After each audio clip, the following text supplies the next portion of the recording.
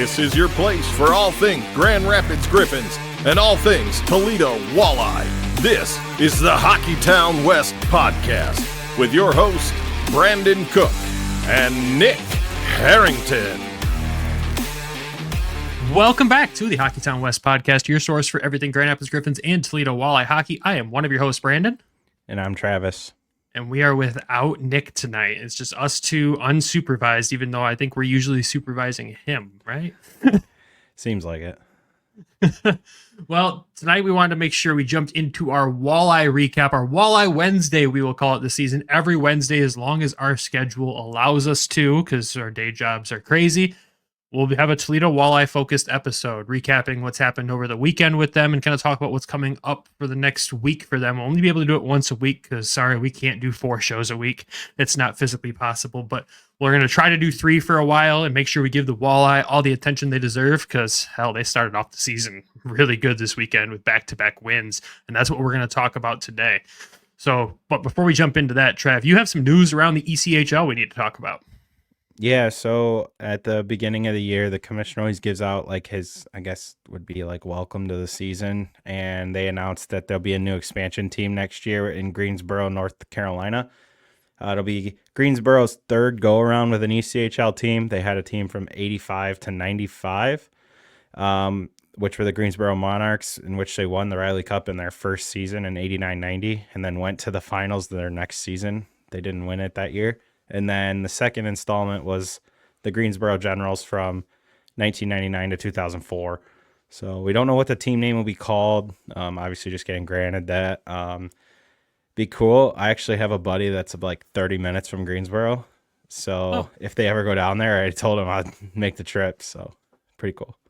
That'd be cool. I mean, think about it in the Carolinas. They're starting to really get a few hockey teams down there. You obviously got the Hurricanes, you've got the Charlotte Checkers, and you had before the South Carolina Stingrays. Am I correct? Yeah, and then there's the Swamp Rabbits too. They're in Greensville, I think. Greenville, yeah, something like that. Yeah, I don't know. We're good at this, I promise. It's crazy how many the South is becoming a hockey it's becoming a sport that everybody's starting to follow. I mean, look at Florida, for example. All they do is win championships in Florida. Between the Everblades, the Panthers, the Lightning. I mean, can we get the championships out of Florida? I know. It needs to come back north here, and hopefully this year it does. But it is exciting to see. How many teams does that put the ECHL at now? I'm actually not sure. It might be 31. Could be 32, though. I'm not exactly sure, to be honest with you. Because I know their goal is to match the AHL, because the AHL is up to 32. The NHL is at 32. Yep.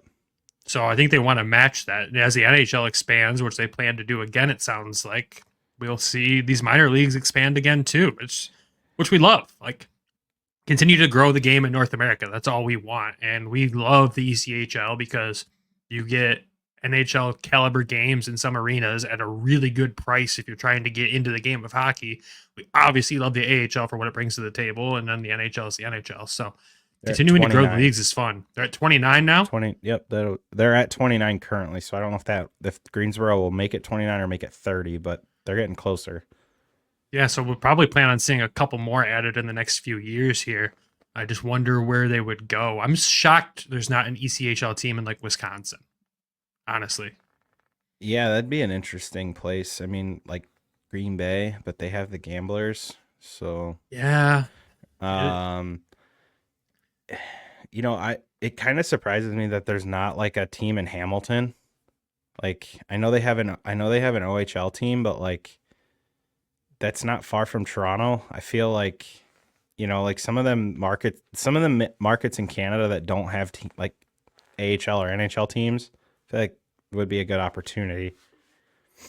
Yeah, I know there's rumors floating around in the AHL that Hamilton will get a team again. They had the Hamilton Bulldogs back in the day. So maybe there will be an expansion in the ECHL there. That would be interesting to see. But who knows? But we'd love to see the game grow. And let us know in the comments where you think the next ECHL team should go, or AHL team if the NHL decides to expand. We're not going to tell you to tell us where you think the NHL should go. We kind of know where they should go, Quebec. But that I don't know why that's not going to happen, but it needs to happen. Yeah, we'll go to Atlanta for a third time. Oh God, I hadn't seen photos of that Quebec arena until recently, and it's so NHL ready. Like I don't understand why they don't just plop a team there. It makes sense. It's I think the Canadian dollar, Canadian dollar is just so bad that like it's feasibly just not there. I mean, the market's there, the fan base is there, but I don't know. They just got and they got to keep Troy's Rivers at least. That is true. That is true. Yeah, is it Team Three Rivers, Trois Rivières? What are they actually called? Like, do we know? We're not French here, so does it really matter? No, we'll mispronounce it all season long. Don't worry. But any other updates around the ECHL we got to talk about? I don't think so. Not really. I mean, just, I'm sure we'll get into the roster changes that Toledo's going to be going through now. And, around the league, not that I can think of. All right. Well, yeah, you mentioned it. Let's jump into the roster changes because we saw through the ECHL today. We haven't seen it through any other channel, but the ECHL showed the roster updates across the league. And I scrolled through it today and was shocked to see something from Toledo. Well, not really shocked. We kind of assumed it might come based on Grand Rapids' roster currently. But both Carson Bantle and Gabriel Seeger were recalled to Grand Rapids today. And then Toledo signed a new guy, right, Trev? Yeah, so they just picked up Josh Nodler, signed a contract, 5 goals, 10 assists, 15 points in 36 games with BG last year. And Toledo just continues to be I should say BG continues to be Toledo's feeder system. Yeah. It's, last year I think they had almost a handful. They're probably close to that again this year when you count Cruz, Craggs, Hawkins, Spezia, now this guy, new guy. They had Grisak last year. I mean, it's just continuous. I mean, and it's right down the road too, so they can probably get to games there. So it's not overly surprising. I'm so used to seeing that that place produce players that end up in Toledo. It's just it's just what it's become. And I'll be there Saturday, so I better keep an eye on BG players for possible future reference. Apparently, but it is always good to add another Falcon to the team. We know the guys love it. They always seem to play well in Toledo. They always seem to enjoy their experience there. Now, it does suck for Toledo to see Grand Rapids have to yank 2 guys this early. We know that's not something that the fans love to see. And to give backstory on it for any Toledo fans tuning into this that did not tune into our Grand Rapids recap of last weekend, Carter Mazer with Grand Rapids sustained an injury on Friday night. We don't know how long-term that is. We don't know the severity of that injury yet. And we can also assume that Marco Casper is going to be with Detroit a little longer than initially expected. Travis and I here are both thinking that we might not even see him back in Grand Rapids based on his performance. Obviously, it was just one game, but we'll see what happens as this week goes along. But you have to think with Grand Rapids going on the long road trip they're about to go on, they got a back-to-back-to-back this weekend. With a game in Springfield and 2 games in Lehigh Valley, followed up by a game in Hartford on Wednesday next week. They kind of had to stack up the roster and have some depth to take with them on the trip. So, yes, it's unfortunate timing with Toledo heading to Idaho, but the Toledo Walleye are fine. They're not going to be in shambles because these 2 guys are missing. Yes, Bantle produced in both games this weekend, and Seeger was also able to get on the points, get points on the board there as well for himself. But it's expected to happen. We just don't like seeing it happen this early, but it's just kind of the way the system works. For us in Grand Rapids, we're excited to see that Bantle and Seeger both got some games under their belt before they come back in. I hopefully will get the chance to speak with Coach Watson possibly tomorrow to kind of get an idea what that lineup looks like. But if I can't, I can't. And I'll just cut this part out when I say it. But, who knows what's going to happen. But at least we in Grand Rapids are thankful that the Walleye have the systems in place that they do and that the systems are so close together between Coach Watson and Coach Mickish. These guys should be able to jump into the lineup in Grand Rapids and hopefully produce. And it's also going to give some guys in Grand Rapids more opportunity to shine as they move up the lineup here. But it does shake up the lineup with the Walleye for sure. Yeah, I mean, you're losing 2/3 of what was basically their second line last weekend with Seeger and Bantle. And honestly, I have no idea how this is going to shake out as far as who's going to play where. Obviously, Pilon will probably draw in, and then the new guy will draw in.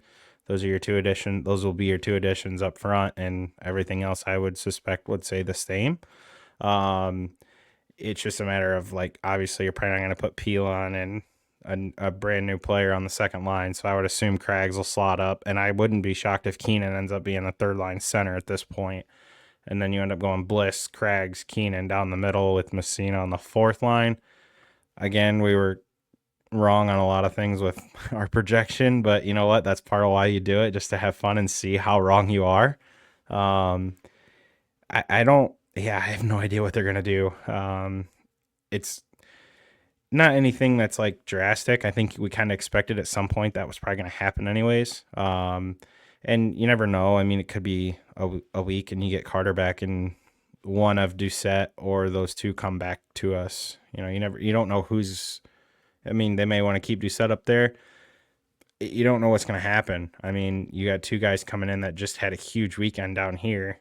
I mean, if they come in and play well, do they force somebody else out? Who knows?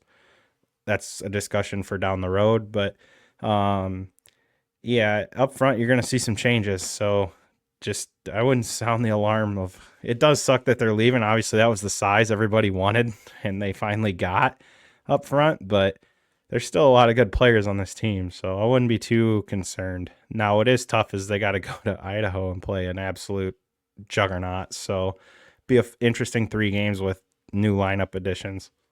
Yeah, which we'll dive into more of the Idaho stuff a little bit later here, but I'll preface the whole episode with this. No matter the result, don't freak out. Like, it's not the end of the world.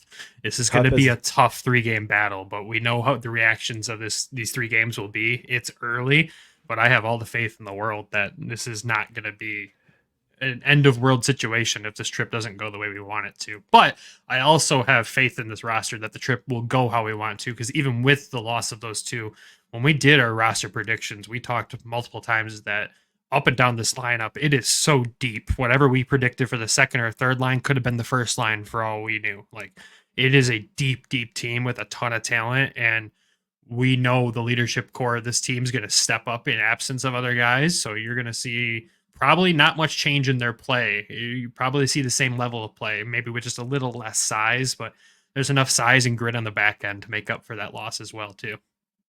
Yeah, I would agree with you. They don't hand the cup out in October. It's handed out in June. So, like, you know, I mean, depending what happens, could see some craziness in, you know, the Facebook sphere. You know, some people say the Twitter sphere, but Toledo's a lot more prominent on Facebook than Twitter. So yeah, it's so strange. It makes for an interesting day whenever, you know, you can get on there. And like today, there was a lot of mixed opinions on the jersey that was dropped, but oh, well, yeah. I guess.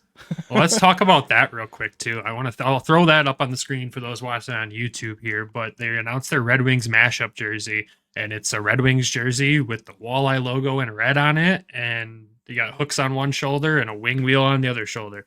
It's simple. It's exactly what I expected a mashup to look like, because you really can't do much with a Wings jersey unless you're going to do like a mashup with a Winter Classic jersey. Like, I would have loved to have seen like a mashup with the Big House Winter Classic jersey somehow worked in with that. I think they could have done something really cool there, but we got what we got, and I'm a fan of it. I like it.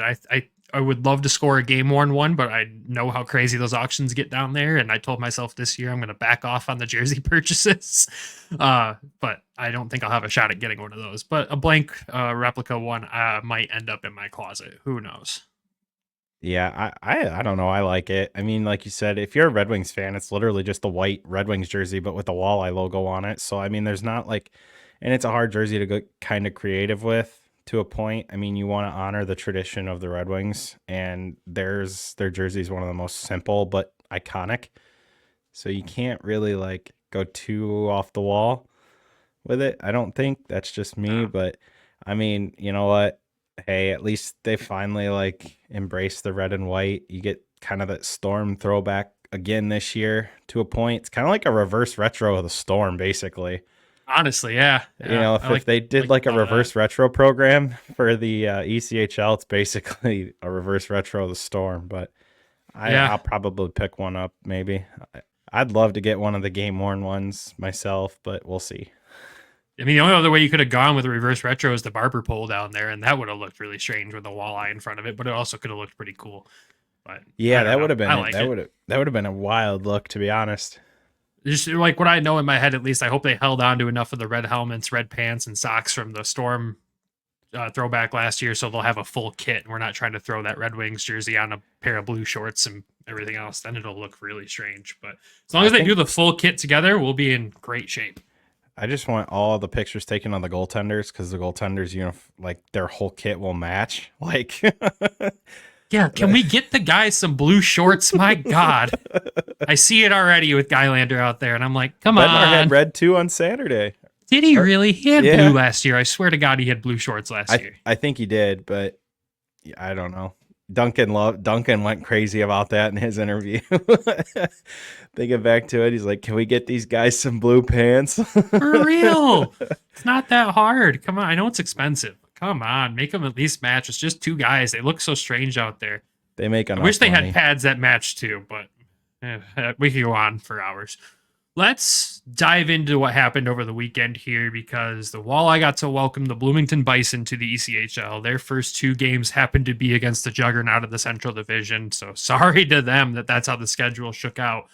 And game one went about as good as it possibly could go for the Walleye. They walk away with a 2-0 win. The scoring goes as followed. Carson Bantle kicks things off in the second period with his first of the season, assisted by Sawyer and Dornbach. We initially thought it was Sawyer's goal, but there was a scoring correction made after the game that gave it to Bantle. And then Lewandowski in the third period ices the game with an empty net goal assisted by Gabriel Seeger. Walleye went 1 for 4 on the power play and a perfect 4 for 4 on the PK. Walleye ended with 33 shots. The Bison ended with 24, and obviously Jan Bednar a perfect 24 for 24 on the stops on the back end there, starting his season off hot, just like he ended last season. So, Trav, kind of walk me just through the overall thoughts of the game. Who were the standouts, and what do you got here? So, part of it was tough to watch. Huge thank you to Nadine. She live streamed from the arena for the third period, because Flow Sports was Flow Sports for Toledo that night. But to break it down, I mean, really, they were kind of as expected. New faces in town mixed with some old faces, guys coming back, new faces. But really, I thought one thing that stood out to me is the team defense and the goaltending. Last year, if you look at goaltending numbers from the beginning of the season until about March, nobody was over 900. Goaltending coach clearly worth the money so far. But all the new additions I thought were as advertised. Redicop, very noticeable out there, being just a total pain to play against. Smerik's skill. Dornbach got an assist. I mean, his playmaking and the role he was playing, you could just go on and on about every single player. You've seen the Hawk Spezia thing a little bit in this game. Spezia probably should have scored a crazy goal at one point, but just lost the handle on it coming out of the corner. Honestly, Bloomington's goalie probably kept this a 1-0 game till late in the game. Like, this could have been 3-4-0 at some point at points in this game if they had a little more puck luck between goalposts and just crazy net mouth scrambles that, if it lands on a stick, wide open net, it's in. But the power play is the power play. Like, didn't take long for that to get going. It was kind of interesting that the second unit scored the first power play goal, but you know what? You love that your second power play unit can pitch in, and you don't have to rely solely on the top guys. The GR guys, got to talk about them. They played unbelievable. That line was really good all night. The Bantle, Seeger, Lewandowski. Lewandowski's a Toledo contract, but the other two are GR guys. I thought they played really well, and honestly, they didn't put up a bunch of points because obviously we only had 2 goals. But the Cruz Craigs Dornbach line, I really like that line a lot, and I don't know what it'll be like now, but you can just see like Craigs creates a lot of space for those other two, and our offensive ability just shows. Craigs, I don't know what he did in the summer, if he did the whole Carter Mazer approach, but he was a bulldozer out there at points. So, and we had heard that he's like their power forward, which we kind of knew, but you hear it from Pat when we spoke with him, and yeah, he looked like a wrecking ball at points in this game. Bednar stopped a couple breakaways. Just he looks like he took a step too. That's great to see. I think a lot of people will be impressed with his play over 72 game season. Yeah, it's really good to see Bednar start off like this. Like, obviously, you mentioned it, the goalie coach investment. It's the only team in the ECHL with a full-time goalie coach, and it's paying off already. Obviously, we'll talk about the next game as well when it comes to that, but it's really just reassuring to see, because ideally in our heads here, if we see Sebastian Kosa move on from Grand Rapids next season, you kind of want to see Jan Bednar be able to step into Grand Rapids and make an impact. That's ideally how the system should work, right? So seeing him pick up where he left off last year, those breakaway saves were fantastic. His puck tracking seemed like it's right on par with last season, and his movements seem like they're very sound. Not a lot of scrambling, not a lot of flailing.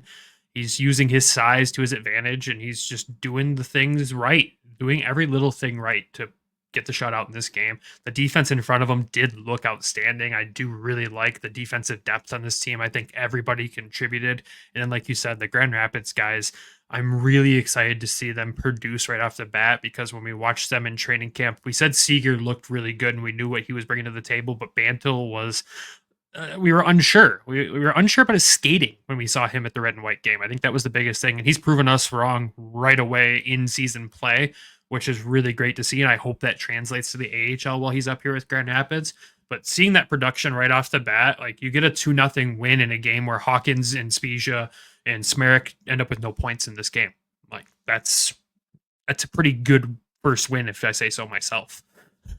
Yeah, it's not like they were quiet either. I mean, they definitely had their chances, but they played a goaltender that was seeing the puck really well, and he played in the second game too, because they had their other goaltender, and he was on an extremely short leash, I thought, but we'll get to that. The one pair that stood out to me was Redekop and Sawyer. I've had some conversations with people, like, Sawyer's going to be that just steady two-way defenseman, but can pitch in offensively, which you've seen with an assist. I mean, this guy was on Hershey's roster when they won the Calder Cup. So, I mean, if you look at their player, like Hershey, I think even said goodbye, and they have him holding up the Calder Cup. So he didn't play like an extremely large role, but he's been there and seen it and seen what it takes.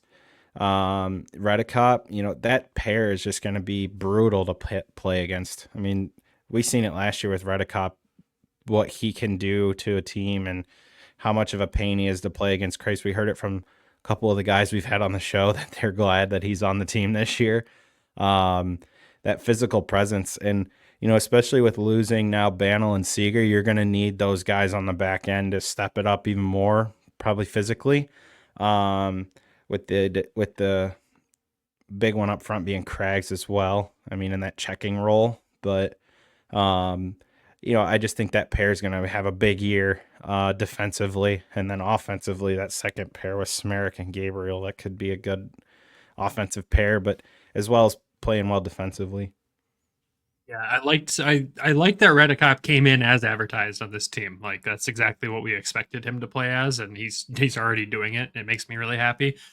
The Smerik line, I think, is going to take some getting used to for the two guys, but they'll end up firing it up here pretty soon.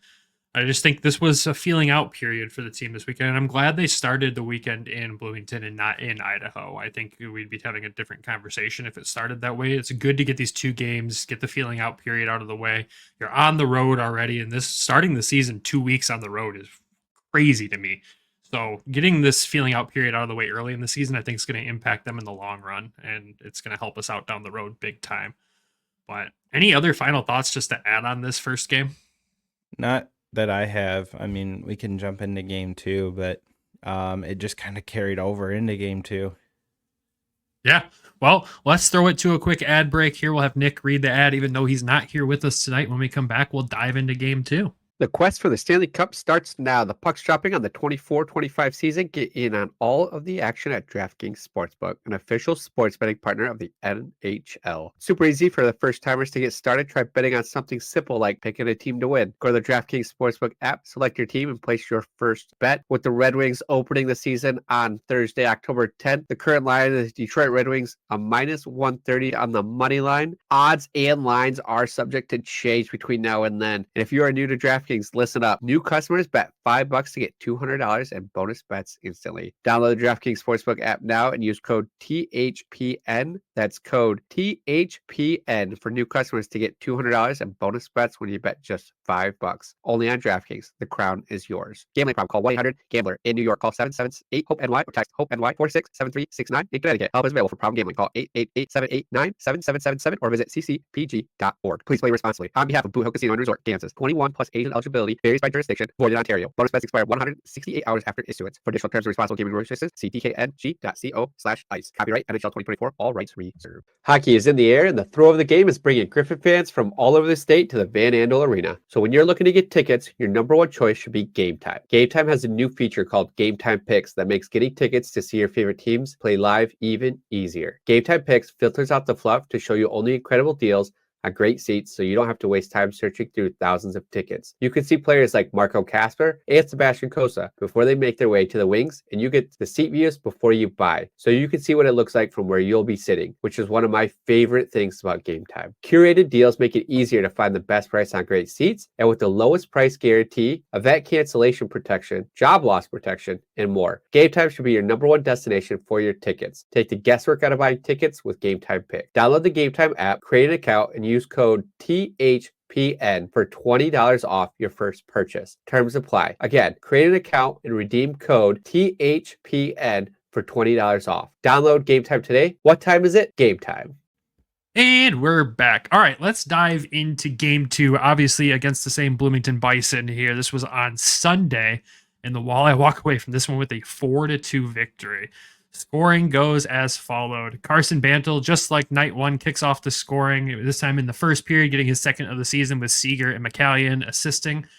And to start off the second period really early, Trenton Bliss gets his first of the season with Tyler Spezia and Brendan Hawkins assisting. I feel like we're going to say that a ton this season. A couple minutes later in the second, though, Montgomery for Bloomington does get them on the board with their first goal in franchise history. So I guess congrats to them. That's about the best I'll give them there. Later on in the second, though, Tyler Spezia gets his first as a Walleye in this season. Not first as a Walleye total. I can't say that. I can't forget that he's played there before. But of course, Brandon Hawkins and Trenton Bliss assist on that one as well. And in the early parts of the third period, Gabriel Seeger gets his first as a Walleye, assisted by Jalen Smerrick. Smerrick gets his first point as a Walleye. Congrats to him. And then Bloomington does add one goal at the end of the third here on the power play from McCarthy. That is the scoring in total there. Like I said, the Walleye do win this one 4-2. They go 0 for 1 on the power play, and they go 4 for 5 on the penalty kill. A little bit of an undisciplined night for the Fish here. I'm sure we'll talk about that. Big story out of this one, Carter Gylander gets his first pro start and stops 38 of 40. Holy smokes, what a night for him. Then you had Bison go through 2 goaltenders. I'm not even going to try to pronounce the one goalie's name. I'll just call him the Russian in this one. He stopped 12 of 15, and Sinclair comes in and stops 11 of 12. There was even a penalty shot in the game that Carter Gylander was able to stop as well. Do love to see that. Overall, Travis, just thoughts on the game. Who stood out? Obviously, we know who stood out the most, and it's either Gylander or that top line there with 6 points combined. So walk me through it. Well, I'm going to give Gylander his flowers first because, I mean, look, he was kind of thrown into a tough situation with the first preseason game. Got sent down the day of the game he played in, so no practice time with Toledo, no nothing. Gets thrown in there, gave up 4, so you're kind of like, oh, okay, maybe he's a little rough around the edges, makes sense why he's here. And then he comes out and does this, like, faces 40 shots. I mean, I wouldn't say there was a ton of high danger chances. There were chances. I mean, there were opportunities for sure, but yeah, he played really well, and he moves, like, his movement is ahead of some younger goaltenders, I would say, that come into the ECHL. He just looks a little bit more like settled. Like, you could tell he had a good college career, and he was really benefited from playing a lot of college hockey. Definitely maybe rebound control will be something to work on. I'm sure that he's only going to get better. I mean, like, with around certain things, they're going to have him working on stuff all year. But all in all, I mean, you get 2 goaltenders come in and give up 2 goals in 2 games. I mean, like, what more can you ask for? I mean, you got a goalie with a 950 and a goalie with a 1.000. So or 1000, I guess you would call it. But that's pretty much it for Guylander. The first line, here's the coming out party for the first line. 6 points between all 3 of them. Each of them had 2. But we'll get to them. I'm going to kind of go through this a little bit goal by goal. Obviously, the Bannell goal, he picks up where he left off last night from Seeger. So, again, the GR connection. I'd love to see them play together in GR with maybe Hunter. I hope that's how that goes. That'd be a fun line. Really would. Be a good 4th line. But good to see McCallion get a point, get, some confidence going for him. And then early in the second, they kind of spring Bliss makes on a breakaway. Goalie makes the initial save, just stuck with it and tapped in a rebound basically. Or, he went back to his backhand and just slid it past the goaltender. But the goal that I think everybody's going to remember is Tyler Spija's first with the Walleye this year, his returning goal. This was silly. Like, I even said to you guys last night, I was like, guys, this is going to be absurd all season if this is the way this goes. Like, they win the face-off. Hawkins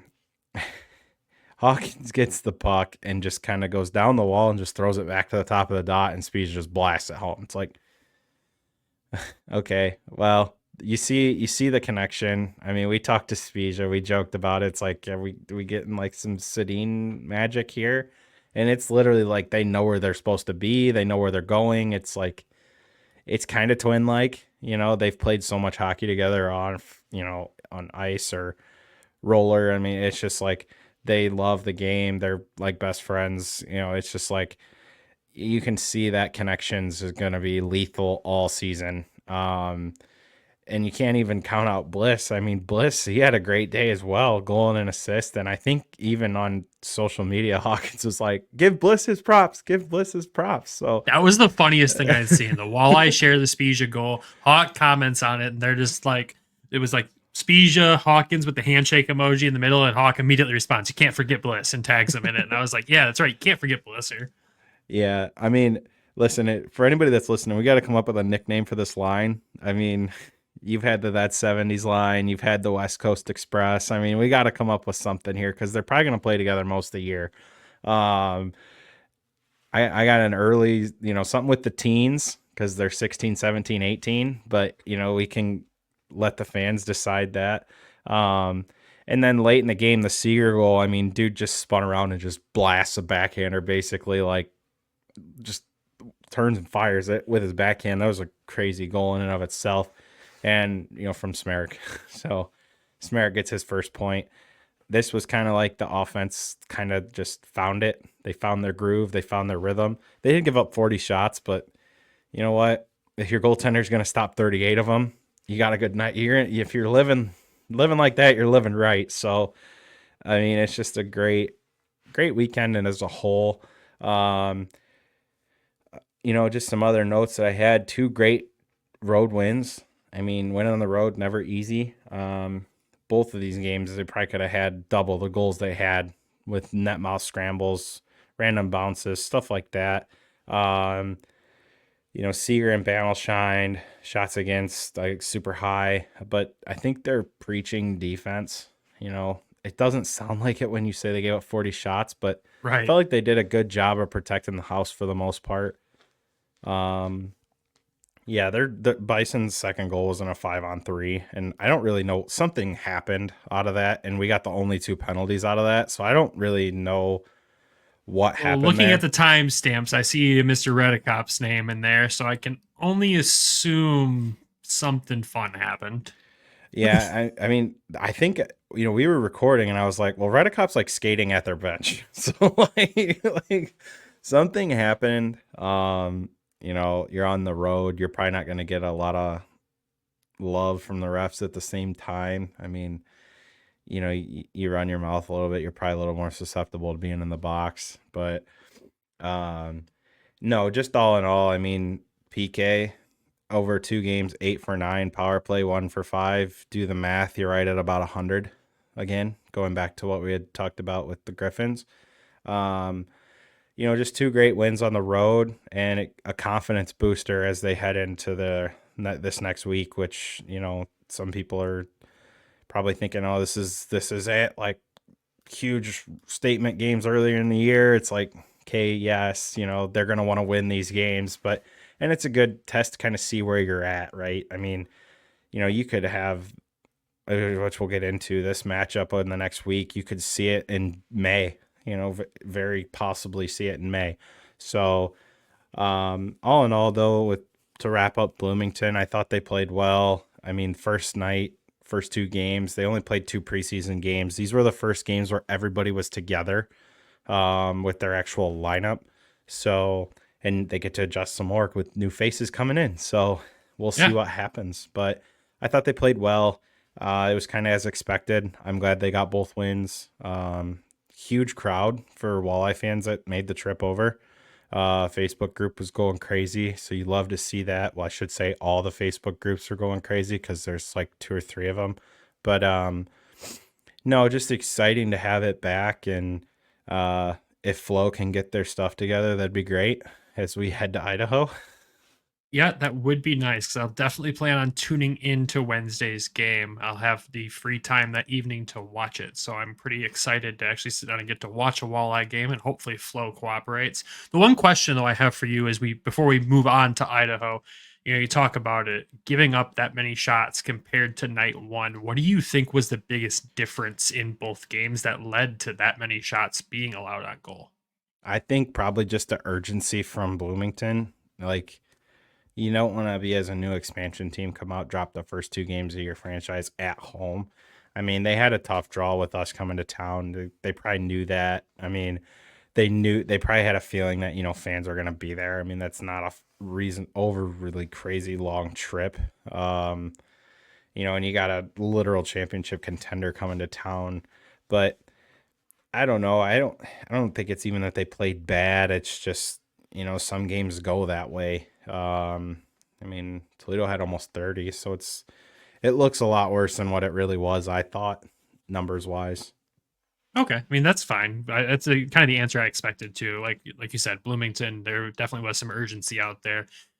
Just reading through some of their Facebook comments after dropping 2 games, some of their fans were not pleased, but at the same time, if they haven't paid attention to the ECHL in the last, I don't know how many years, Toledo's not a team to play around against. So having to start your season against them, that's just not fair. The league was not fair in that sense, and I kind of feel bad for them, but at the same time, they're gonna have to play us at some point. Might as well get it out of the way early, right?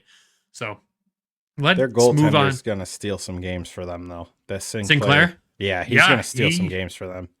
Yeah, he looks like a good pickup for them. The other guy, I mean, it's just one or a couple periods, so we can't talk too much trash about it, obviously. But Sinclair does look like he's going to be good, and there's quite a few good goaltenders in the Central Division in the ECHL, so it is always something to watch out for.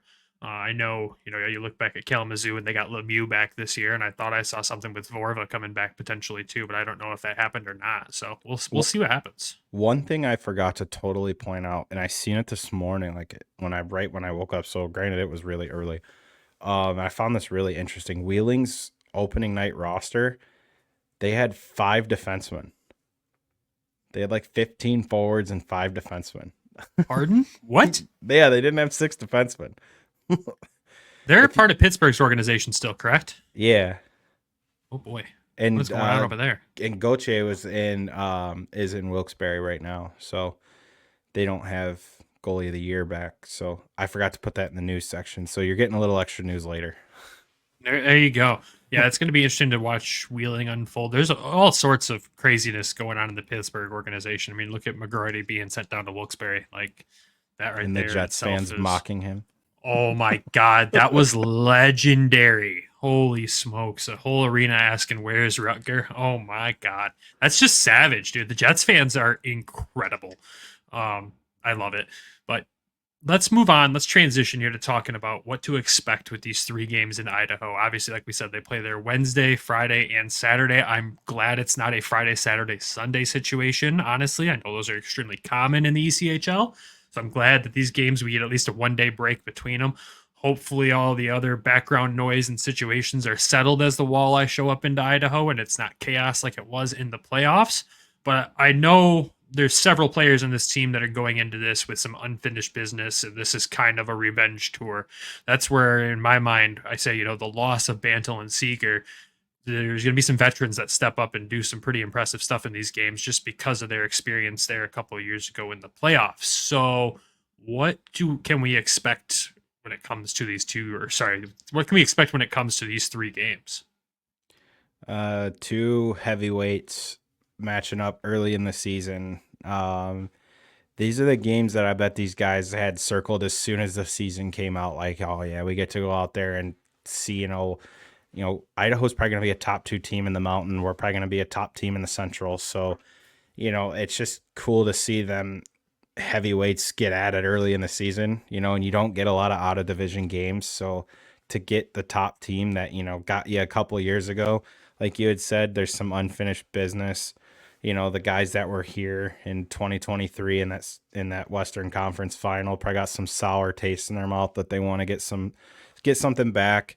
I know the fans want to get something back. I mean, I think if all these fans could play, they would. Like, they'd be all flying and being, hey, we'll go out there with you. Like, obviously it was a rough situation. If you haven't heard, I mean, you can go back and find articles about it. It was not a good situation. Sounded like, when we had talked to Pat that everything had been, hopefully taken care of well in advance this year. But I mean, this is the kind of games you love to watch as a hockey fan. I mean, yeah, your team's playing in it, but you get 2 great teams like this lining up, best on best early in the season. Not much more you can ask for, especially at this level. It's not every day you're going to be seeing cup contenders come and play in October, like teams that you would expect to be there in May, heading to a collision course early in the season to kind of test where they're at, right? And, we're 2-0 with 6 goals, 4-2 against. They're 1-0 with 7 goals, 4-2 against. So they won 7-2 in their only game. Now, granted, that was against Utah, not the hockey club. We're talking about the Grizzlies, which is kind of fun to say now that they got an NHL team in Salt Lake. But so that hockey market's getting all kinds of hockey now. But I'm excited for this. You get a Wednesday night at 9:10, a Friday at 9:10, and a Saturday at 9:10. So 3 games, kind of a measuring stick to see where you're at. And I can't emphasize this enough. Like, if something doesn't go their way, like, it's not the West Final, it's October. And again, if it goes great for them, again, it's October, it's not May. So, like, both sides of the spectrum, be excited. You can be upset if it doesn't go their way. I think it's going to be 3 really good games. It's just my opinion. And like I've said multiple times, you get these 2 kind of teams playing each other early in the year. I think, everybody in the league is going to be watching these 3 games, I think. Yeah, I would agree. And I remember when we talked to Blisser, they talked about, obviously the Florida trip he's excited about because they get to go to Florida. And they had, going to Bloomington, new city. But I remember him specifically saying that the boys were really fired up to go to Idaho this early in the season. And that right there told me that, yep, the boys are going to be ready to freaking fly out there. And these are going to be tough games. These are going to be battles. But I think you're going to see the very best of some of these veteran players come out in these games. You're going to see playoff intensity from these guys just because of the bad taste in their mouth from that series against them. So I am so excited to sit down and watch these games. It's unfortunate for me that Grand Rapids is playing at the same time as them on Friday and Saturday, so I'll have to focus on the Griffins, but I'm really excited to watch Wednesday's game. The good part about the Friday game is at least it starts at 9:10, so the Griffins game will be almost over. True. And they're on the road, so you're not going to be at Van Andel. That is true. So I will be able to flip over and catch most of Friday's game. So I am excited about that. Who are the guys on Idaho, though, we need to be watching out for? Who are the heavy hitters on this team? I know there's some returning veterans that have been there for quite some time, but who are the guys? Probably one of the biggest ones that I can remember is Matt Register, multiple time ECHL Defenseman of the Year. He was with Toledo at one point in his career. He's a really good player. He'll headman their number one power play. I'm pulling up their roster right now, so bear with me for a second. The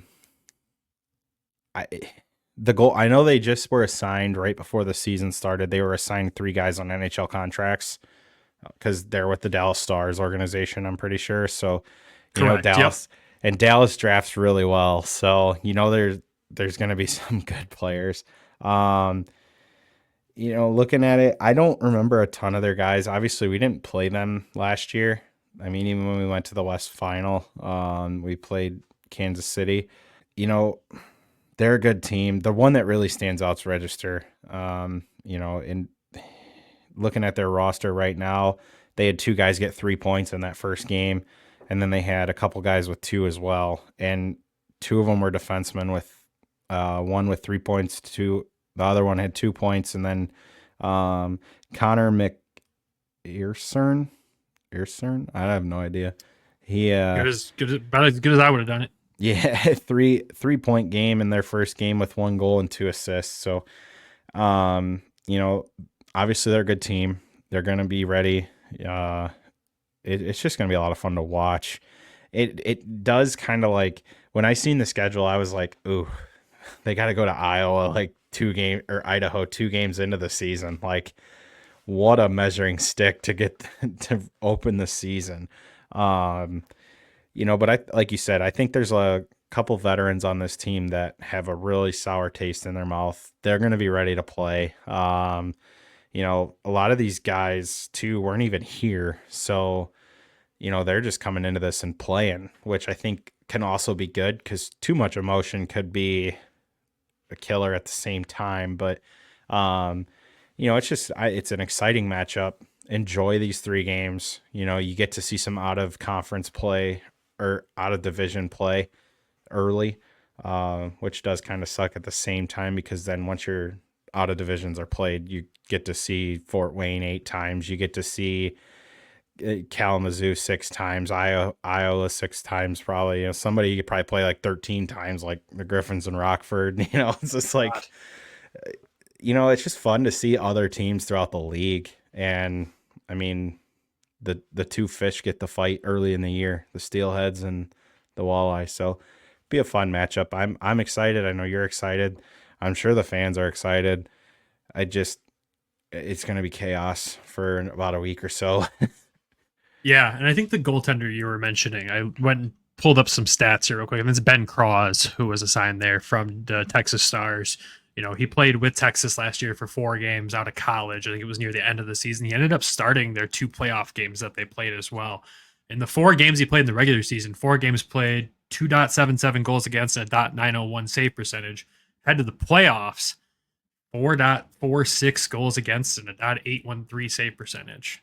So I don't know if high pressure situations are this kid's best friend. So I guess we'll get to see. But those are the only pro games he has. He is fresh out of college, out of St. Lawrence University, and before that, Arizona State, actually.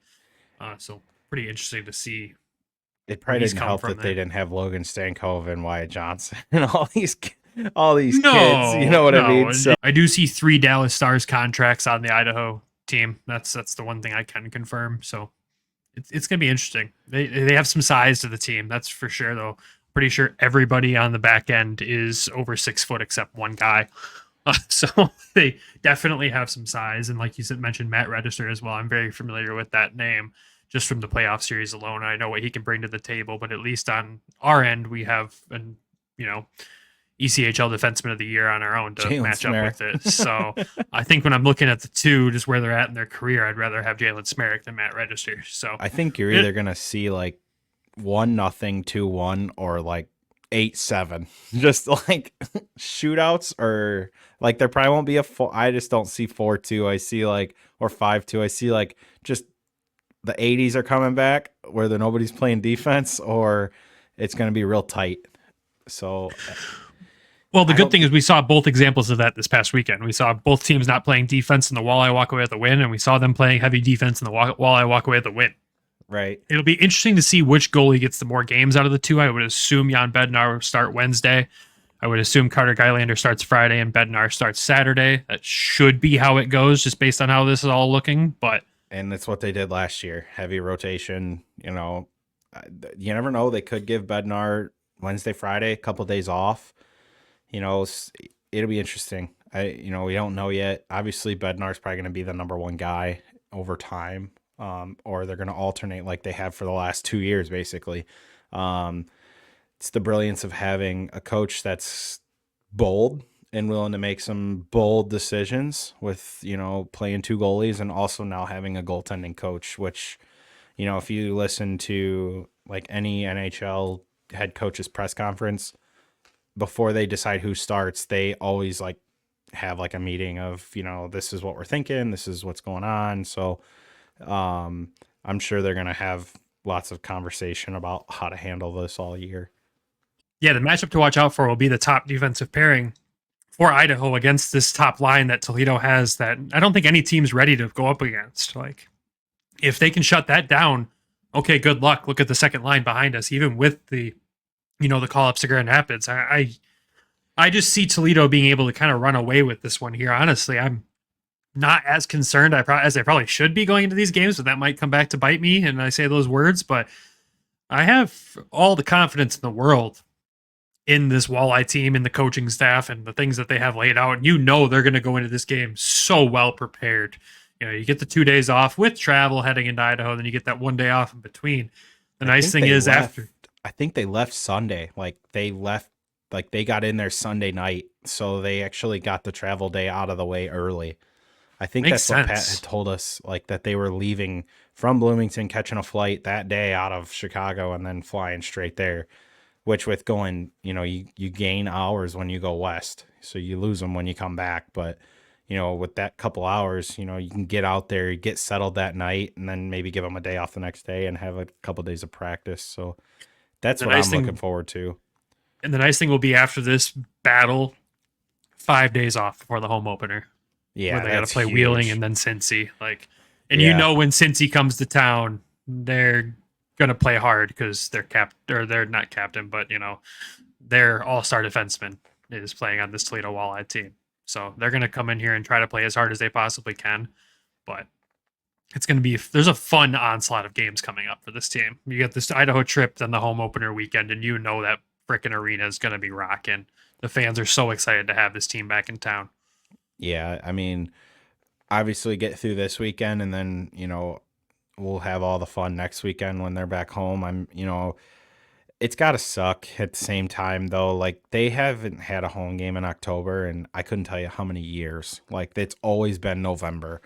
But it does kind of give them some time to go out on the road, get familiar with each other, spend some quality time together, get that bond and all that, team chemistry going early.